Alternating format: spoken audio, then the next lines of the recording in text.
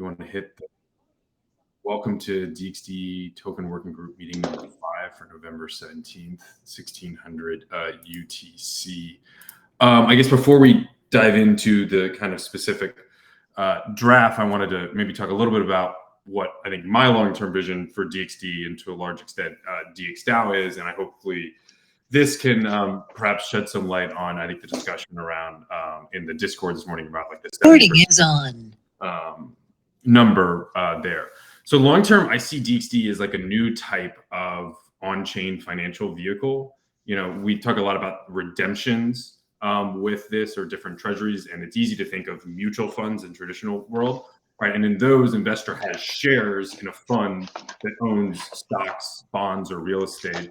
And there an investor buys in with USD and then redeems with USD, even though the assets are in something else, right? And so you can see how this is kind of similar to a little bit with what we're talking about with DXD, would it almost be this like vehicle that could have a bunch of different types of investments, revenue, products that are kind of forming in that, maybe investing into different companies, even in an equity sense, but that's all represented in this like DXD token value in the same way like a share in a mutual fund is represented in that.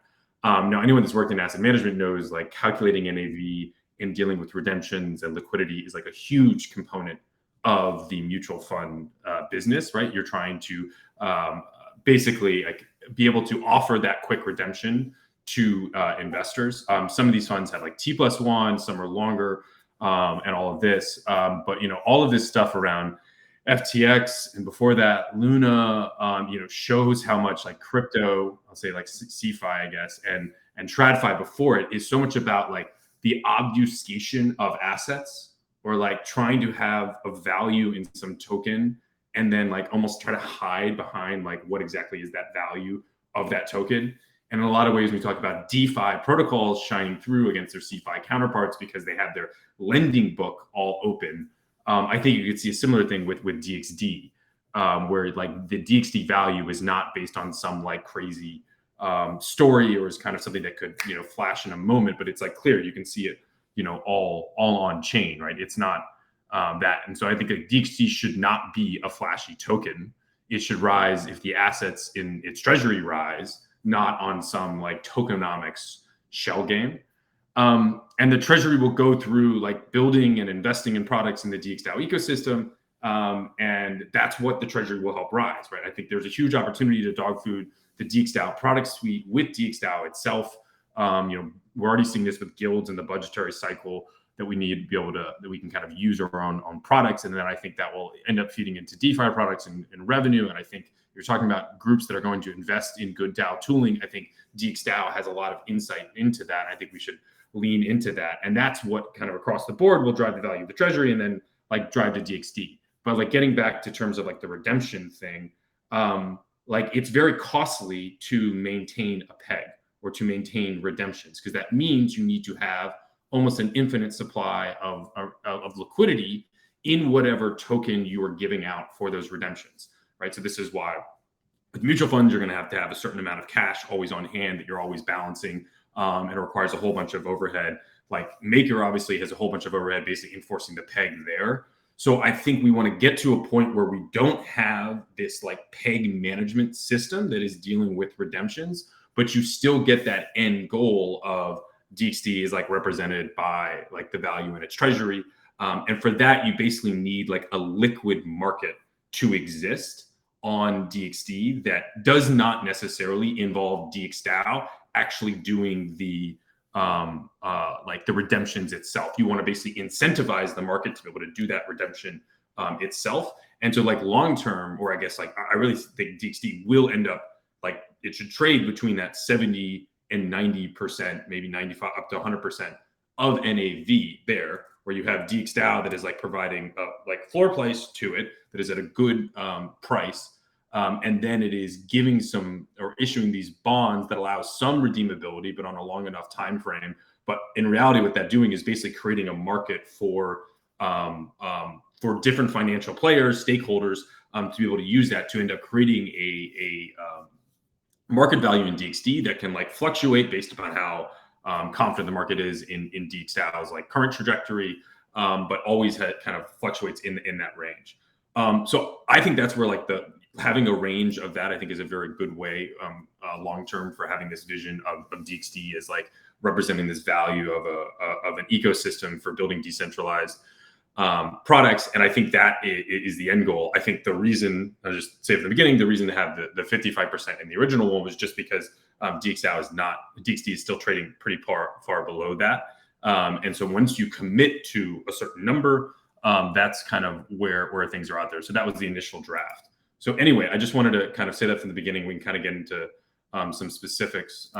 Here we go. But yeah, I'm going to share my screen here. I'm going to do a different screen than this.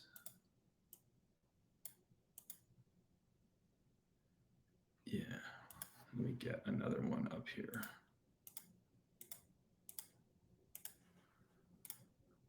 Let me find this other one.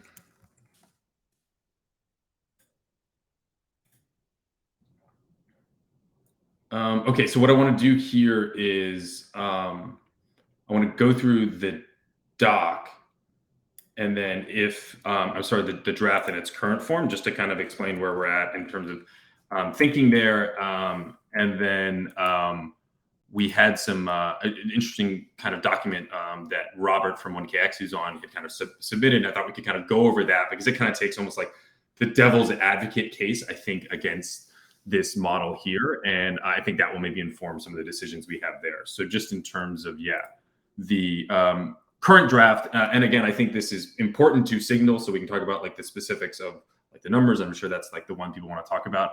But I think getting to some like signaling here in terms of everything that's captured in this, I think is really important here. So that's why at the top, I think we want to agree and have this short explanation to be able to answer the key question of like, why does DXD have value, right? And I think having a quick answer to that's not complicated, doesn't get into any of like the details of maybe how that's actually represented is really key. So I think here we have DXD gets its value from DXDAO's treasury, which grows from product revenue and its investments into decentralized technologies, right? So key, it's the treasury here is there's a relationship between that. And then why is the treasury growing? Why would you want to be optimistic on that? Because of the product revenue and other investments into decentralized technologies there. So this is just kind of some background in terms of how we got here. Again, I think it's important for setting the stage here, kind of talking about some problems with it, in terms of the initial launch, but also the uncertainty now that DXD is trading so far below book value. And then the DXD token working group is aimed to kind of come up with this long-term model here. And the three kind of commits here that the proposal makes is basically these 4 tools in DXD monetary policy framework, a DXD monetary policy committee to like oversee that, and then a commitment to fund product development and other initiatives that further DXDAO's core mission to enable community freedom. And here again is just kind of reaffirming this idea of like, well, why is DXD valuable in the short form? We affirm because it's, DXD gets its value from DXDAO's treasury, which grows from product revenue and its investments into decentralized technologies. So then the details of this, so the 3 different points of this are the DXD monetary policy framework. So there are 4 components to this. One is the DXD floor price guarantee. That is a DXDAO commitment to buy an infinite amount of DXD on the open market. The inverse bonds, where these are smart contracts where DXD can be deposited for a defined period of time in return for a certain percentage of DXDAO's treasury's assets. These could pay out all at the end, where you basically submit DXD, and then after a year, you get, say, 90% of the NAV, or it could pay out also in like periodic installments. So you could have that 90% be paid out like every month or 2 there. So that's the second one. The third one is new DXD minted. So allow DXD to be minted in exchange for assets at full NAV.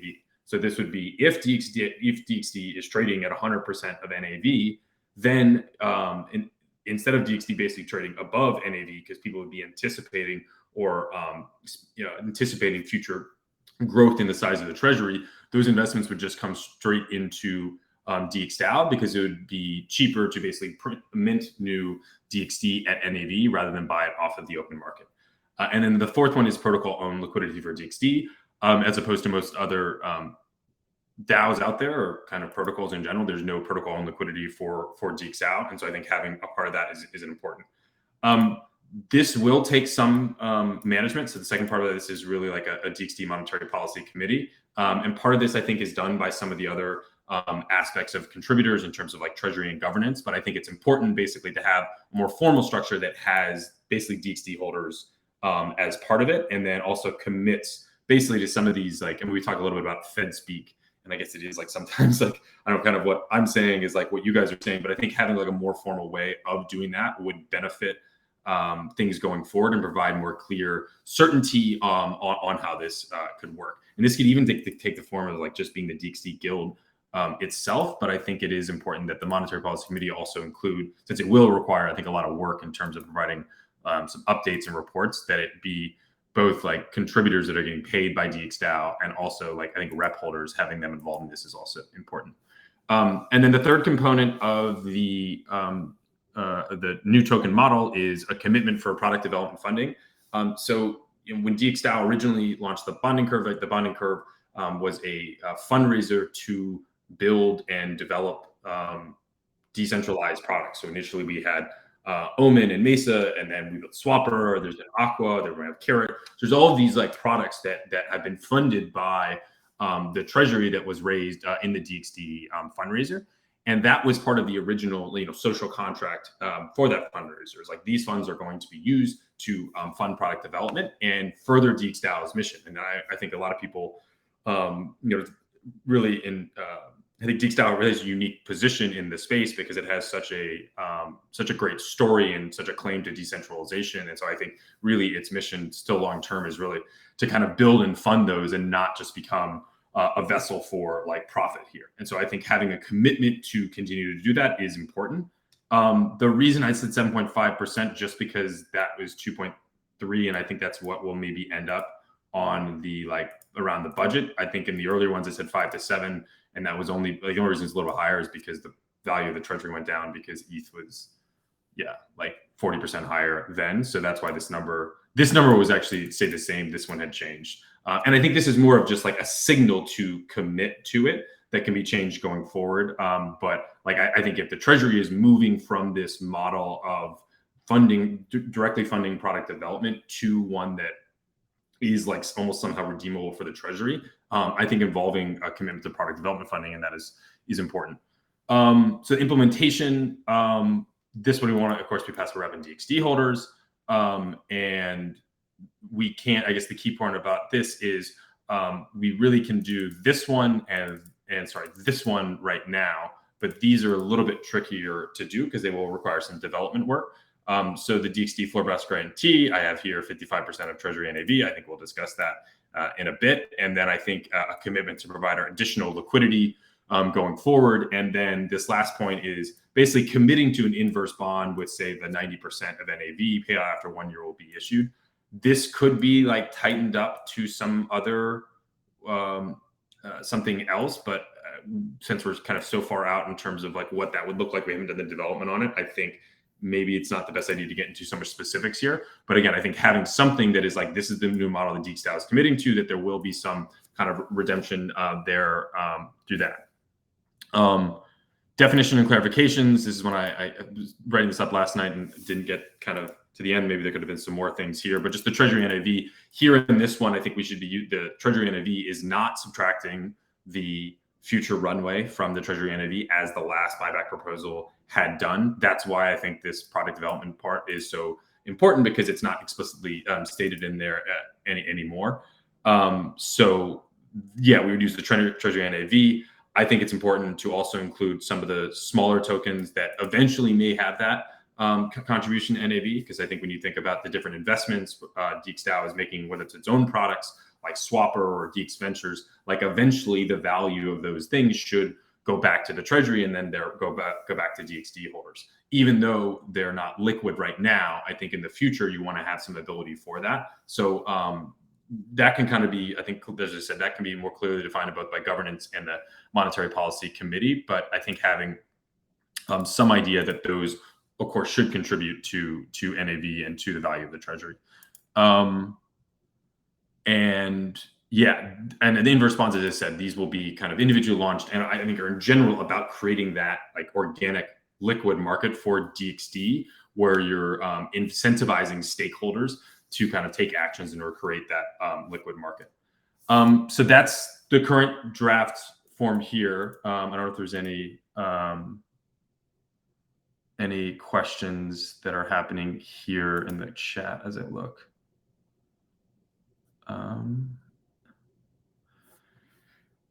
Yeah, so maybe, do we want to open up for discussion now? Or Robert, are you okay with maybe kind of chatting a little bit about your thing? I can pull up your doc here in a second. Let me get that. Stop sharing this. There we go.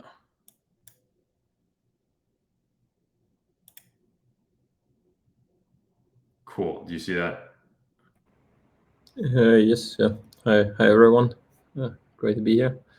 If there are no other comments, I can for sure talk a little bit about what I shared here, and it's mainly really just like two major points. The one is about buybacks in general, because it's something we see, not only for DXD. There's several projects where they talk about buybacks and the pros and cons.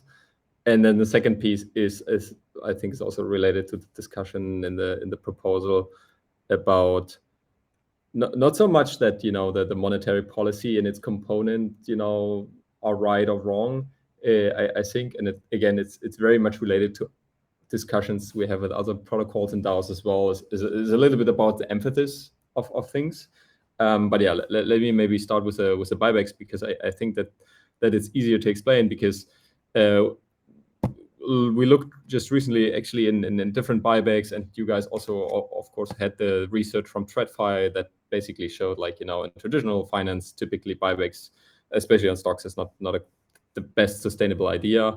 However, if you look at DXD, it actually looks from all the stuff that you look at, like Maker, Yearn, Nexus Mutual, it looks the most successful. So that's the good news. And you guys already agreed that that shouldn't go on forever. So there's not much to say on that. I think the one important aspect in these discussions is just to understand that when you talk about buybacks and the success or not success of things, it's typically just the view on how you measure your profit, right?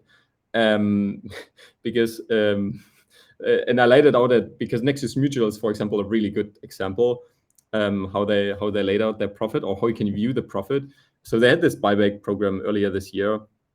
They bought they invested 8,000 ETH from their capital pool to buy back 44,000 wrapped Nexus Mutual tokens. And the reasoning was similar to the DXD, right? Like their wrapped Nexus Mutual token was like way under the book value, like NAV, of the Nexus Mutual token, which was not tradable. So they're like, okay, it's a no-brainer to just buy it, right? And then burn those tokens. And similar to I'm not sure if anybody has like a banking background, but there's like, when you go to a bank and you ask them how much money do you have, or like how much profit do you make, you'll also get different answers depending which department you ask. Like treasury will give you a different answer than finance will give you a different answer than risk, and there might be even like a fourth department like controlling or so that gives you different answers. And the reason is they have these different views on how and when to account for certain values. And here I just laid it out for wrapped Nexus Mutual, just to give the example. If you look at the realizable profit, like what can I really right now? I need the money, right? Like think about your FTX and you need the money now. What can you get? So back then you invested like 8,000 ETH. You bought 4,400 wrapped Nexus Mutual. These 440,000, you can redeem them right now only for 4,700 ETH. So actually you lost 40% if you compare like what you bought back then and what you have right now. So that's obviously a bad deal. But again, this is just like, okay, you bought something and you need the money now. What can you get? You lose stuff, right? Actually, a different perspective is like, okay, well, you bought this stuff with like a long-term view. You obviously didn't want to cash out soon. So you had like this more like, okay, I want to buy and hold. And that's why I buy it back, obviously. And this is like this second thing about like theoretical profit, right? And I think that's a little bit how you guys see it as well, right? You can assume Nexus Mutual shuts down tomorrow, they sell all their capital pool, and how much would each Nexus Mutual holder get? And comparing to this, what you invested, these 8,000 ETH. When you do that math, basically you end up getting 10,000 ETH right now. So that's like 20% above what you invested back then. So if you assume you can, sell this ETH without more than 20% impact, you made actually like a win. Or right, you can basically say, okay, this buyback was a 20% win right now. And then you can even say, okay, even more theoretical, to say, well, you bought the 440,000 wrapped Nexus Mutual for 8,000 ETH, you unwrapped it, which means now we have NXM. The NXM token right now trades at like 0.03. So if you multiply that, then what you bought back then is actually 40.3 thousand ETH. So it's like 80% win. And already from the three different numbers, you can tell like, okay, who's right or wrong. It's not so much who's right or wrong. It's more like, what's your viewpoint? Like, where do you stand? Like, right? Like it's more about like, are you the risk assessment people in the bank that they probably go with a realizable profit? Are you more the finance? Like, this is how we present to our investor stakeholders. It's probably like the middle section. And then I'm not sure which bank department would go for the last perspective. But this was the one point where I felt like that often people tend to like say like, oh, no, you should calculate it this way. And then another one comes like, no, you should calculate it this way. This is nuts, right? And it's just like, just like these different viewpoints should, be reflected in these discussions. But long story short, I think we agree that, just keeping buying back more and more of the circulating supply for DXD is not the most sustainable. That's why this working group totally makes sense and the discussion.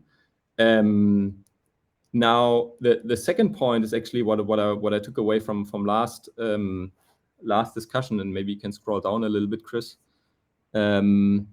Is like I totally there's one line of the vision totally makes sense to me. If you scroll further down. If you go up a little bit a little bit up before the monetary policy, the paragraph. Yeah, so that's basically the main point that I feel like, okay, it makes a ton of sense, right? What you propose of like, okay, we need to spend something, for product development, we should fund it, if DXD token holders get their value from, participating from product revenue, it totally makes sense to also provide money to invest in products. And then obviously it needs a little bit of transparency and, some, you want to be also quite flexible in the sense of like, what you have in the public, for example, I'm German, and German universities, they have these fixed budgets, and even, public authorities, they have fixed budgets. Each year they can spend amount X, which then at some point leads to weird situations that they're like, oh, we need to spend X this year because if we don't spend X this year, we will get less money next year, right? This justification for spending. Not that I fear that, we guys run into that, but it's just something where I would say like, you also need to be a little bit, have certain additional KPIs in the sense of like, you obviously only want to spend money where you feel like that makes sense. But the main argument or the main point where I feel like some people in the forum also get upset is a little bit the emphasis, because it gets toward the end of this whole monetary policy thing is like, and again, I'm only raising this because I see a pattern with other DAOs and other products as well. Whenever you have this like, oh, we're thin liquidity, we're lacking exit liquidity, people want to get out. All of a sudden, you have this discussion around, oh, we need to, in order to attract new capital or to remain attractive for holders, we need to provide ways to exit our protocol. And nothing to say against that. Of course, people that have been contributing and have invested should be able to withdraw at one point. The focus should not so be like on the discussion and the emphasis shouldn't be so much on the downside in the sense of like, oh, how can you get out of here quickly, right? It should the priority number one, and also in the communication and the way in the thinking of what you want to build and do should be about the benefits and it's kind of like, how you attract people. I mean, DeFi Summer would not be DeFi Summer if there wasn't like, oh, it's super cool to be part of this. I think it's super profitable to do it. I jump into this.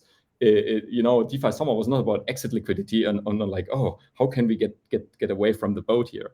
And then this is a little bit, I'm exaggerating here, but there's a little bit how this discussion feels, in the sense of like, oh, we need to put in floor, we need to be like this buy wall.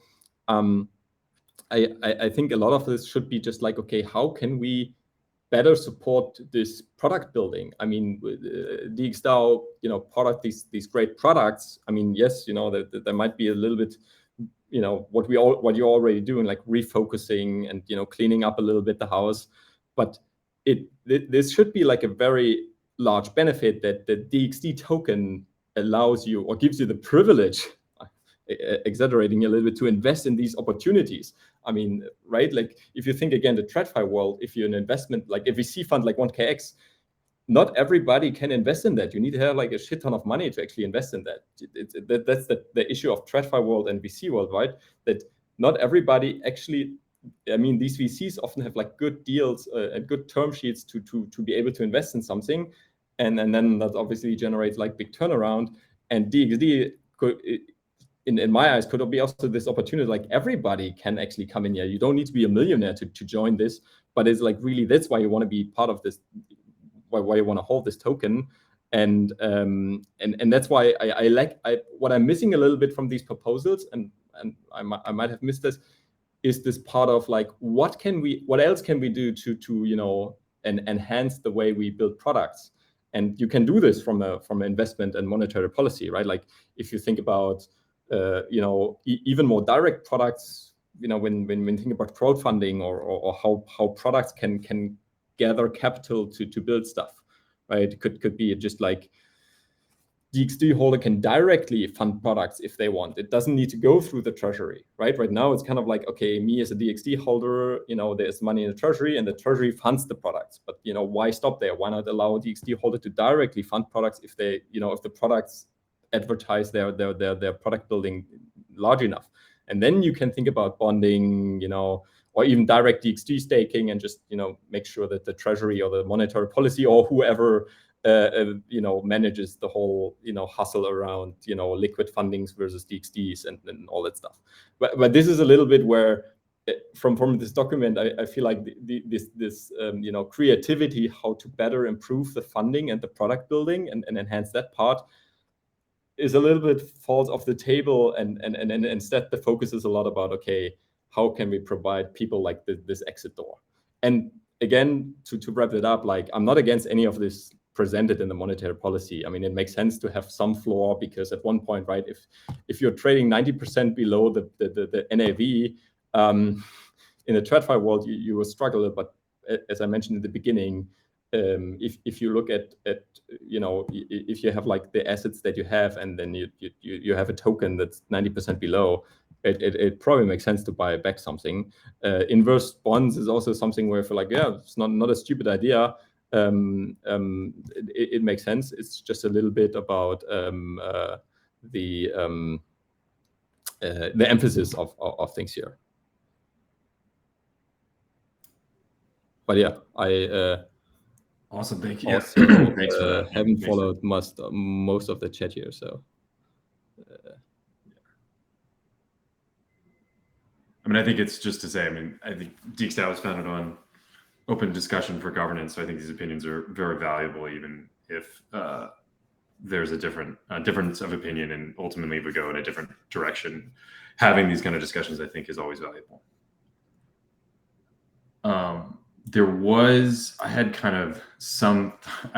Robert had sent me this stuff, and I had kind of started to put together a document that was responding to it, but I didn't really get a chance to finish everything with it, because it was very Robert had a lot of things in there, but it was great to kind of go over that there. I think the one thing that I kind of, in terms of emphasizing, or maybe let me share.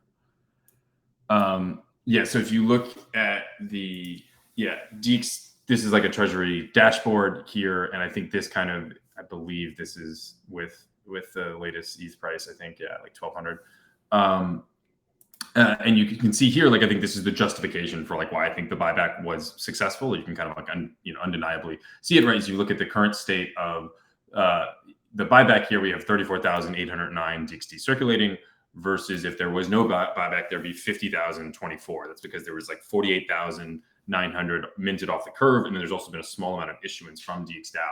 So DXDAO bought back 15,215 DXD with it was all ETH, so we can just use the current ETH price. We don't need to do that. It was worth a little bit more when it bought it back, but yeah, 3.6 million. So then we have basically two states. So you'd either have, would you rather own a DXD in DXDAO that has 50,000 DXD with $34 million treasury, or would you rather own one DXD in 34,800 DXD and a $30 million treasury? You can see here, yeah, the one DXD share of the treasury like has gone up about $200. I guess that's like about 33% in terms of like return just on like the book value of that.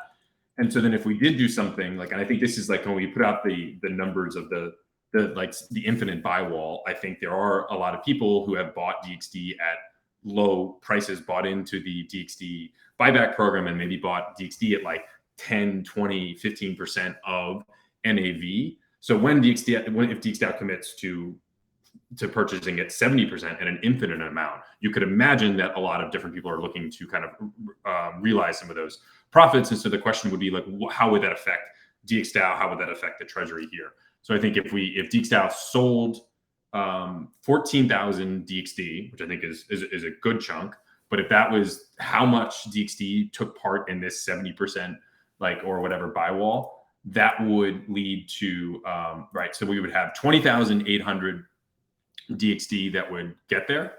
Like that's how much it would cost. And then the treasury value, you would actually drop a bit, because what would happen is you would have, you want to start with this treasury value, and then you want to multiply these purchases by 0.7. So that's what we did here. We multiplied this one by 0.7. So you could see, okay, you only have a $22 million treasury, right? But you have 20,800 DXD. So going back to this, your one DXD share of the treasury is now 1,058. And so that's like a 25% increase in the value with that like 14,000 there. Now on the downside of this, right, again, the treasury value is 22 million. So if like you think about one of the ways I think product development or funding at that is you're getting a yield off that treasury long term. So if we're thinking, okay, there's a 5% yield that's going to yield and kind of go back into product development, like that means you have a much smaller amount for product development here. So that's why if you have a 6% product funding commitment rate, then on a $22 million treasury, you're only getting this $1.3 million there. So I think this is kind of what DXDAO, DXD rep holders should all consider, is like, is this a better scenario here than kind of like this? And then, yeah, so maybe I can kind of stop there and open up to other questions, comments. I can read off things in the chat if that's what people would like. Let me actually go back to sharing the other document.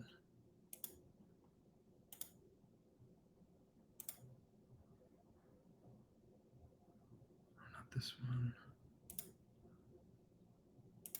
This one.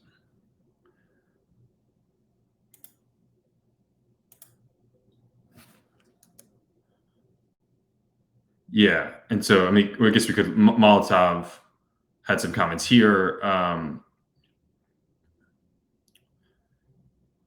Yeah, and kind of talking about the policy committee. I think part of it is basically again having DXD holders who maybe are not engaged on producing kind of these things, but also having contributors that actually need to do the work for that. So just having both of them involved, I think, is important. And just like a comment in the chat, I do think there's a difference between contributors and rep holders. I think we can do a better job of distributing reputation, but I think you can already see this, how reputation holders are not just current full-time contributors, but represent like a different element and a different governance power for DXDAO.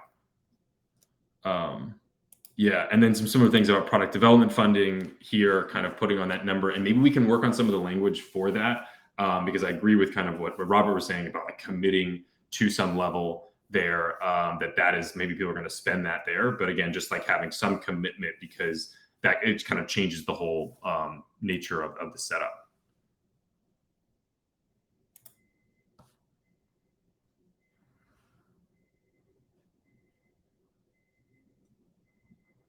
Well, yeah, and I guess going back to just, I guess the real discussion here, I guess the one thing that I guess Hedgehog is concerned about is, right, that this proposal could the 55% of Treasury NAV, and I think the reason I did that, let me actually go back to sharing this, was partially because I wanted to have this discussion here. I think it was great to having Robert there and to kind of express some of those there, but also because of just where DXDAO is now. And going back to this one, so DXD has been trading at 44% of Treasury NAV if you do this right now. If you go back to the way we calculated before, it's like 63% of the NAV ratio when we subtract the 2.5-year runway here. But if we're using the new calculation, it's only 44%. And so 44% to 70% just seems like an initial big jump. And it seemed like an opportunity to keep doing what was happening here, right? Which is acquiring DXD at good prices and being stable on that, because, this could have been like 39,000 and like $32 million or something if we had moved a lot quicker. But I think, DXD holders in the long run are better off because there's been more DXD acquired at like different market rates. So I was a little kind of concerned about the sharp change going from like the 45% to the 70%. And that was the only reason there. But to me, I think like that's the number you want to probably end up at in terms of like an initial commitment. So I would be up to putting that in the proposal. It just seems like maybe there's some value that's left on the table if that's committed that way. But we can, yeah.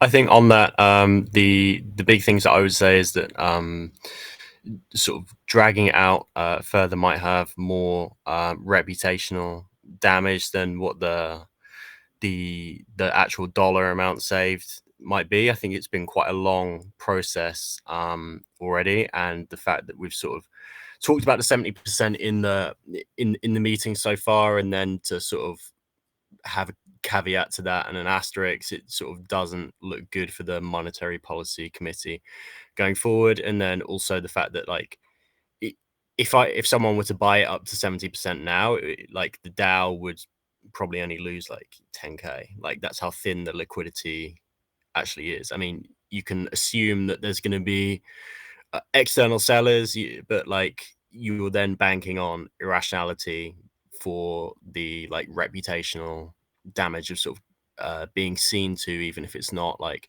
contractually going back on something that's sort of been discussed and like implicitly agreed.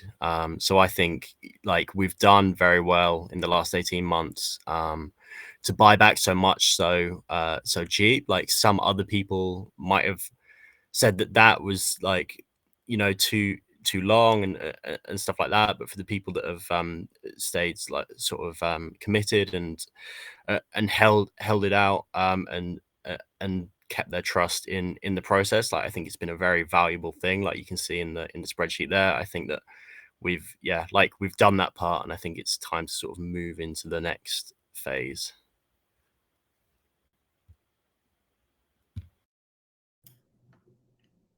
Transitions are hard. Life transitions, no.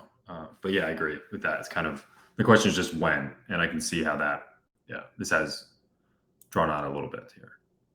I think the market volatility, like the last like month is also, or a couple months is also like, this isn't just happening. It's not just 18 months. It's like the last 4 or 5 months has just been like another insane thing with the market. Yeah, I think like 3 weeks ago we were sort of like trending up towards that 70% as people were seeing what they're expecting, and that's also another reason why it might sort of leave a bit more of like a bad taste in people's mouths if there were people that were buying with that signal in mind, and then sort of, oh, actually we're gonna ramp it up. So I think it just makes a lot more sense to stick to it and just put out that statement. But yeah, we're committed to the next phase and the transition.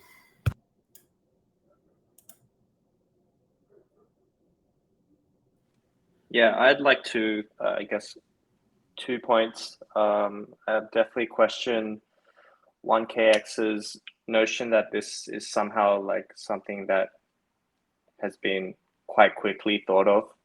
Again, like Connor said, the process has really started like 18 months ago. It's not something that we've just come up with in the last 2 months.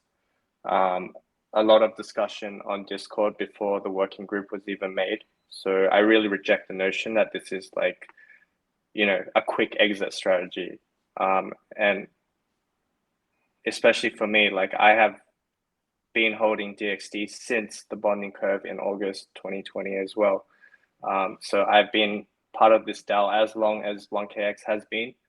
And the other thing I want to talk about is from that document that you guys have provided, I've only seen you know, examples and such. I've seen no pushback on what we have discussed in previous meetings. There's like no numbers, nothing. So to me, it just looks like one of those things where it's okay, well, we disagree with everything, or we disagree with what you guys have agreed on, but we're not going to put forward what we think is okay either. And that really is just a waste of our time if that's really all it is.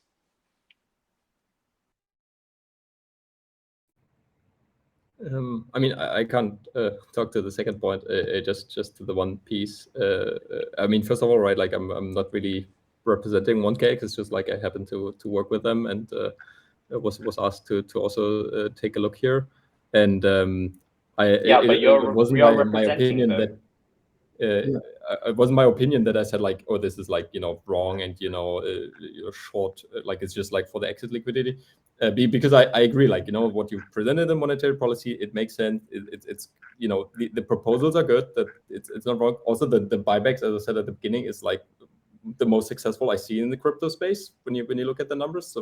So it was more like, okay, if I want to be devil's advocate, as Chris said in the beginning, I would like ask, you know, is there other directions, especially on the product side? And yes, you're right. I'm missing context. I haven't been part of the DAO, as you know, for the year. I mean, I just joined 1KX this year, and before, like, you know, just privately in various DAOs.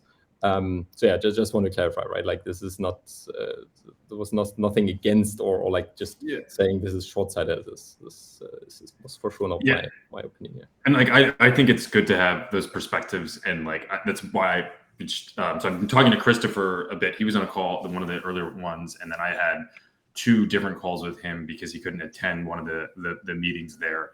And then Robert did attend the last one, but he was in the Google Meet that I had messed up on instead of the Jitsi. So that one's kind of all on me. And so I think in general, like Hedgehog, I think it's just like, I think this is a big move, and I'm just thinking of getting all of the different people in the community's perspective and the different perspectives. I think that's a good stage to be at, and I don't think there's any commitment in terms of where things will end up, or I feel like things are still going in the direction where we've said kind of all along. This is just more of like dotting our I's and crossing our T's. And I think the one thing that really liked what Robert said too was, you know, I think the focus of DXDAO should not be this, right? The reason that DXD, and this is part of the like problem with the holdup now, is because it is like an obstacle where it is something that DXD holders like, this is like kind of this big maybe holdup or obstacle. But like the real goal long term is to make sure and focus on these other things in terms of like product development. I think that's a valuable point to make, and I think we kind of appreciate it here with that. In terms of like next steps here, I'm going to write a little bit more of a I guess redraft this. I think it'll be most of the same structure, but I'll kind of like work on the different little components of it there, and we'll kind of get to some agreement. I think on the 70% number. The funding number is also, I think, relevant, only because I think that one is a much stronger, like that's more of like a signal to that, and I think it involves with some of the other like budgetary stuff that we're talking about in terms of like how much should DXDAO commit and how much is that there. And I think the wording, as I said, the wording on that I think will also be important there. I do want to leave this up in the forum for probably another, I guess, until probably after Thanksgiving next week. So leave it up for a week, and then so maybe looking at putting it on chain in like, I guess like the 30th or the 30th or the first, the week of that time. And yeah, other Just I mean, to that's add, I another think, 2 weeks. sorry, go on. Yeah, I mean, that's another 2 weeks. Like, we're dragging this again, like another 2 weeks. When we talk about like not wanting to focus on this, but then we also, you know, let stuff like this hang for another 2 weeks, like it just, you know, that's contradictory to me. Yeah, I mean, we just put the draft out like last night. I kind get, of wrote it at the yeah, end of I the get night, and that, so but like, I don't, you know, typically we're all that comes very up. actively, Yeah. yeah, I mean, but we're all very actively involved in this process. There's no reason why it needs to take like another 2 weeks for an. I mean, so I don't know how you've been involved in like DXD, but like a lot of the proposals that go through have like time requirements. We're just changing the contribution reward scheme, and that is 15 days that it has to go through just the proposal on chain, because like having that process of going through and thinking about these ends up producing like a stronger element in the end. Like, I'm happy to Yeah, kind of but work this on is a draft. It's a draft, not an actual proposal. right. And it's the same element. The reason you do that on chain is because you want to slow things down and allow for discussion and consideration of different parties. And that's kind of the same thing that we're doing here. And again, typically, if you can look at what happened to governance 2.0, like you put out like a big proposal like this, I think there just needs to be at least a week of comments and reflection. And so like a week for that, and then next Thursday. Yeah, I understand that. So a week, Thanksgiving. like a week doesn't need to drag on to 2 weeks. Like every week is like added time, right? We've already dragged this out enough. Yeah. I mean, you say that, but I think you could see here that you made the same arguments a year ago when you were saying we should be speeding this up here, but I think it's pretty clearly DXD holders benefited from acquiring all that there. So like, I don't know, we're kind of getting to the point. I think we can move quickly and have this discussion in the forum. I mean, you say that, but like, if we're talking about the buyback, though, obviously, like, also moved much slower than any DXD holder wanted. And obviously, we appreciated during the process, and, you know, there was not much pushback during the process. But if you had told us, you know, 18 months ago that it was going to take 15 months, I think all of us would have been like, oh, wow. I mean, it's a great trade. So like, I'm sorry you would have missed out on that. Like, I think you should. I mean, it's a little short-term oriented because like it's going to be better in a year too. It's going to be better in 2 years too. So like, I think that we're not thinking about on that kind of time frame. So anyway, Connor, I know you had something. I don't know if you had something you wanted to bring up. Yeah, I think it was just I just wanted to comment that I think the strong reaction and sort of feel bad for Robert for this for getting the strong reaction, but I think it was the implication that it was the 1KX proposal that caused the sudden drop from 70 to 55, and I don't know whether that's true or not, but I think if I implied that, I'm sorry for that. I was like I put this first draft out that I did not think it was going to like elicit this response. And like, Candy Fork is a big DXD holder. I had the same process all along. It was the two combination of like, I had this conversation with Robert or he had this long thing and I didn't get a chance to fully respond to it. And I wanted to kind of include some of that, and he had some points there, and also the current trading point. Yeah, I know what I'm saying. From this, it was in the document that we just shared here, guys.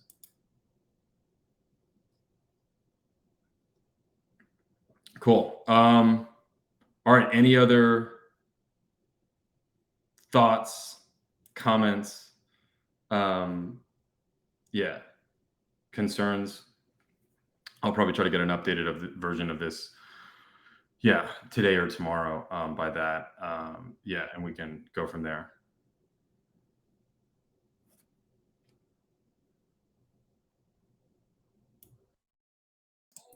Thanks, everyone. Will I stop the recording? Yeah, go ahead.